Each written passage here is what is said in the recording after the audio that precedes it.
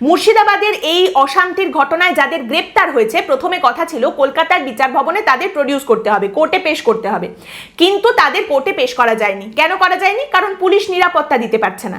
রাজ্য পুলিশ, যে জেলে ওই অভিযুক্তরা রয়েছেন, সেই জেলের সুপার বলছেন যে আমি তো এসকর্ট চেয়েছিলাম, আমি তো গাড়ি চেয়েছিলাম যাতে নিরাপত্তা দিয়ে এদেরকে কলকাতার বিচারপতির সামনে নিয়ে যাওয়া যায়, কলকাতার বিচার ভবনে নিয়ে যাওয়া যায়, কিন্তু সেরকম এসকর্ট আমি কিছু পাইনি, পুলিশি নিরাপত্তার ব্যবস্থা করা যায়নি, গাড়ির ব্যবস্থা করা যায়নি, তাই আমরা কোর্টে পেশ করতে পারছি না।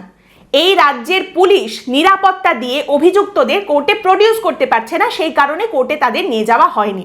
এবার এখানে আদালতের তরফ থেকে তখন এনআইএ কে প্রশ্ন করা হয়, বিচারপতি প্রশ্ন করেন যে তার মানে আপনি বলতে চাইছেন যে স্থানীয় পুলিশের অসহযোগিতায় এই অভিযুক্তদের কোর্টে প্রডিউস করা যায়নি? এনআইএ এর তরফ থেকে উত্তর দেওয়া হয় আজ্ঞে হ্যাঁ, এবং তারই সঙ্গে এনআইএ এর তরফ থেকে আদালতে জানানো হয় যে দেখুন, প্রথমত এই তো কোর্টে প্রডিউস করা গেল না, দ্বিতীয়ত তদন্তকারী অফিসার তদন্তের কিছুই করতে পারছেন না, কেস ডায়েরি ছাড়া আমরা মুভ করতে পারছি না, কেস ডায়েরি এনআইএ কে দেওয়া হয়নি। এইখানে আবার সেই একই রকম রাজ্যের তরফ থেকে অসহযোগিতা, রাজ্য পুলিশের তরফ থেকে অসহযোগিতা।